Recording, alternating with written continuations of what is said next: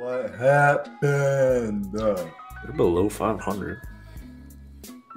Wrong window. Booyah. Booyah Kashaba. Or whatever you say. Okay. I thought there was a great clip of... There was one of the pundits in The Athletic were saying this. When you watch the Hawks, every game, there's one guy who's out of it.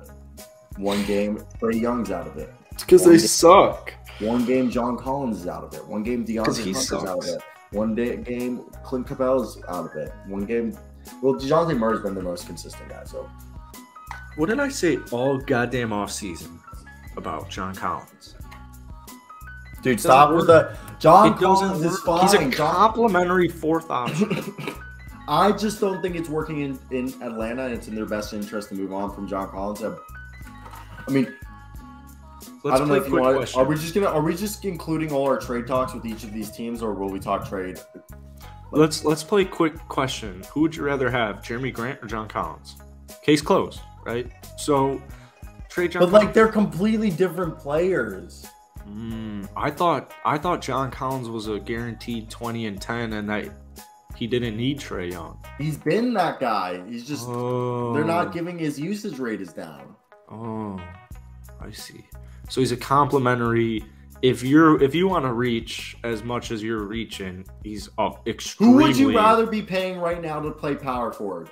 Tobias Harris $36 million or John Collins 23.5? Tobias Harris. Tobias Harris is one of the most consistent players in the National Basketball Association, and we see it every year in the playoffs. Tobias Harris is a guaranteed bucket in the playoffs. John Collins doesn't even want to be in Atlanta. Tobias Harris couldn't. This man does not want to be. Look, no. Look, John Collins is not being utilized right. We've seen John Collins average 21. Because the only way to utilize him is Trae Young pick and roll. That's the only possible way. And he's a great kick-out option. He's been showing that he can shoot that three-point shot. I'm just not taking this John Collins slander right now. Okay? Why? Okay, if John Collins wasn't a great basketball player, why are the Dallas Mavericks, the Brooklyn Nets, the Utah Jazz, the Phoenix Suns, the Portland Trailblazers, I feel like, the Washington Wizards, why are there like 6 NBA teams all trying to get John Collins? Why do you think the Wizards are so fine with the fact that, yes, Kyle Kuzma's probably going to leave, so they're cool with taking John Collins with Kyle Kuzma potentially leaving? Because everybody knows that John Collins is being misutilized in Atlanta. John Collins is being misutilized in Atlanta. And that's why every franchise that could potentially trade for him is trying to trade for John Collins, because they know, holy fuck, this guy's being used wrong. And we've seen him average 21 and 10 before and shoot 35% from three.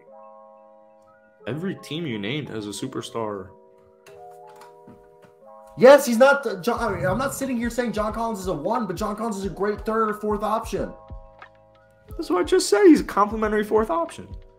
Yeah, but you're acting like he's on a great contract that, as of right now, in the current salary cap, doesn't look good. But in like 2 years, when that thing jumps up, oh baby, that's going to be like great money. Yeah, well, they're going to trade him because I don't know they have to. The report, he doesn't even want to be there. Yeah, it seems like I can't blame it either. And first off, the human aspect, they have to trade him at this point, because you know what kind of emotional turmoil they're causing this man? 2 years of him constantly, since he signed his contract, he's been in the trade rumors day in and day out. So at this point, and you could just tell, like, Collins, he doesn't want to be there. Let's go find, like, let's hooked up. Okay, no, Thomas. John Collins is not the most overrated player in NBA history.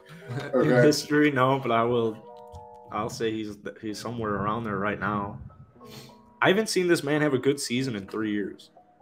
So he's regressed for 3 years. And, to add insult to injury, what's one thing John Collins cannot do? At any point in his entire basketball professional career since his rookie season, what has he not been able to do? Like, put the ball on the floor in the open floor. Stay healthy. He's been pretty healthy. No. He's played over 60 games every season. No. So last year he played 54. The year before he played 63. The year before he played 41. So. Oh wow. Yeah. Maybe it is something, but I think. Wait. Let's play another game. Do you want to hear John Collins' playoff statistics? Oh, I'll answer it for you. Well, last year he put up 9.4 points. What about during the Eastern Conference playoffs finals? Oh, he averaged 13.9. But what was his efficiency? Pretty efficient. He was like insanely efficient. Like John Collins wasn't scoring during that run, but he was literally grabbing rebounds, blocking shots. Like John Collins during that. Like if you watch that run in the Eastern Conference Finals, that was everything you wanted from John Collins. You're like 14 points a night, grab the boards, play the defense. You're out here harping he's a 20 and 10 capable player, and now you're jizzing your pants over 13.9 on hyper efficient stats. I'm not winning a championship if John Collins is my second There's best player. There's plenty of players in this league to be capable 20 and 10 guys. I'm not saying being basically every guy's capable of playing, scoring 20 and 10. Okay, not like that. I know not everyone. But the thing is, that doesn't contribute to winning basketball. I know. Look at Christian Wood. I agree. Like basketball is like a symphony. You got to play your part, so you can. I agree. I'm not trying to rag on John Collins because I think like a team like Dallas and Brooklyn would. I mean, he could be for Brooklyn. He's a complete difference maker. I made a video last week saying the problem with Atlanta is Trae Young shooting. First off, Trae Young's maturity is obviously we need Trae Young to become a fucking leader. We need your balls to drop, and I need you to fucking take command of the reins. Second, stop fighting with your head coach. This is the second head coach you're fighting. I don't like his head coach right now. But the whole thing is Nate McMillan, one of the reasons why he was chosen to be the head coach was his good relationship with Trae Young as an assistant coach. Second, Trae Young's career is being wasted, but yeah, sorry. I mean, third, Trae Young shooting in the team shooting. We need to play AJ Griffin more, which they haven't. Yeah. This team, the whole strength of this Hawks team when they went on that run was their 3-point shooting. And I hate to be a broken record, but Gary Harris and Terrence Ross are literally sitting in Orlando. Eric Gordon is in Houston. Okay? There's guys out there. Even Malik Beasley would help this team. Oh my God. And that's another thing. Let's talk about this. There's a deal that could possibly be happening. Sending John Collins to Utah and Jared Vanderbilt goes to Atlanta and either Landry Shamet or Jay Crowder as well to Atlanta. So Atlanta gets Jared Vanderbilt and Jay Crowder or Landry Shamet. The Phoenix Suns get, I believe, I forget who they get. I think they're getting Eric Gordon, or they get Eric Gordon in that deal, or they get Malik Beasley. I forget who the Jazz get, but not the Jazz get, the Suns get. But basically, I want to say the fact that imagine trading John Collins for either, and the whole thing that's holding up the deal is the draft pick compensation. The Suns want a first-round pick for Landry Shamet, and the Hawks are like, no, which they're like 100% right to say no. So, but for me, shut up. Landry Shamet and Jared Vanderbilt for John Collins. Oh my God. Or for the championship. Or Jared Vanderbilt and Jake Crowder for John Collins. How does that even work? Why are we acting like Landry Shamet is a valuable player on these championship teams? I mean, off the bench. Landry Shamet. If the Atlanta Hawks trade John Collins for Landry Shamet and Jake Crowder, they just shot both of their feet. Not only one foot, they just shot both of their feet. You know how big of a deal losing Kevin Huerter was because they wanted to be cheap. That's why you would try to get Landry Shamet or Jake Crowder. That's why you're going. There's levels to this game, and Kevin Huerter and Landry Shamet are not on the same level. That's why you're trading for either Landry Shamet or Jay Crowder. That's why I think there's more interest in them getting Jared Vanderbilt and Landry Shamet, because that's why you replace the rebounding you're losing from John Collins with Jared Vanderbilt, who's also became a 3-point shooter. We're starting to shoot threes. Then you get yourself also Landry Shamet, you're just disparaging a freaking young man. Okay, first off, tell me, what do you know about Landry Shamet? What do you know? I know that he's averaging 7 points this season on a Phoenix Suns. But Landry Shamet, he's seen a minute decrease ever since he left the Los Angeles. Went to Wichita State from Kansas City, Missouri. Landry Shamet, did you know he was second-team All-Rookie? Second-team All-Rookie. He was one of the best rookies in the NBA. Jason Tate was first-team All-Rookie a couple years ago. And over the last 10 games, he's been playing more minutes. And yeah, he's averaging 7 points a night, but he basically shoots all threes. And I think he does the little things. I don't know what's your deal. This is a guy who can come in literally for 15 minutes and just drop 13 points like it's nothing. You want to know what my issue with Landry Shamet is? Yeah. Tell it to you. Well, he plays 16 minutes a night and shoots like 5 threes. I don't view him as a valuable asset to have in the playoffs. And I don't think his contract is doing him any favors. Contract will be doing him some favors, but I don't know what the difference is between Landry Shamet and Duncan Robinson in the playoffs and Joe Harris. Joe Harris is better. Landry Fields is dope, first off, but Landry Shamet is way better than, like, he can dribble, unlike Duncan Robinson. Duncan Robinson cannot dribble and like do crossovers and shit like that. He can't, like, Landry Shamet can like definitely break somebody down, like break down a mediocre to a bad defender on defense. But I want to pull up Landry Shamet's defensive stats. 117.5 for the season. 2 years ago. This year 113. 113. Oh, this year no, sorry, he's 115. Even better. Yeah, no, I want to see for his career. Oh, so you missed the Knicks talk. We went on for like 20 minutes on this. Yeah, D Swag, you meant that. No, I think we're doing, because we didn't have a hell of things to talk about today, in like sense that like the Knicks had the trade. We talked about the Knicks themselves, and then the Knicks was like 2 clips right there. Knicks trade and then Knicks win streak. But like right here, I don't know what. Okay, so right now we've just speculated on trades. Also, another team that's in the trade market is the Indiana Pacers. I assume that would be for like Buddy Hield. Oh my God, I love that deal. Buddy Hield and O'Shea Brissett for John Collins. Are you trying to make the Atlanta Hawks? You're out here glorifying John Collins, and you're asking for shit stains back. Like a first-round pick. What does a first-round pick do for me if I'm the Atlanta Hawks? You get what you invested in John Collins back. A first-round pick, and then you get Buddy Hield. Buddy Hield replaces Kevin Huerter's shooting, and O'Shea Brissett's underrated. It doesn't move the needle for me. All right, but what's the problem? This team's the whole thing is obviously I trade 2 players on the screen right now.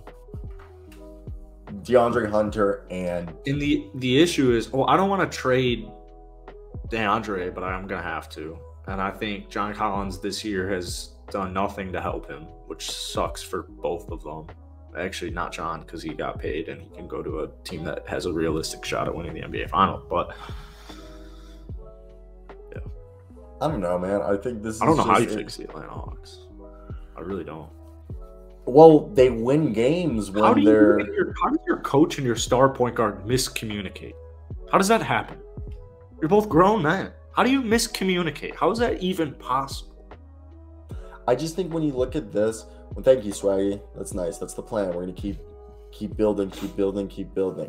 All right, but the thing is on the games that they win and they look great, what's the key element? They shoot a lot.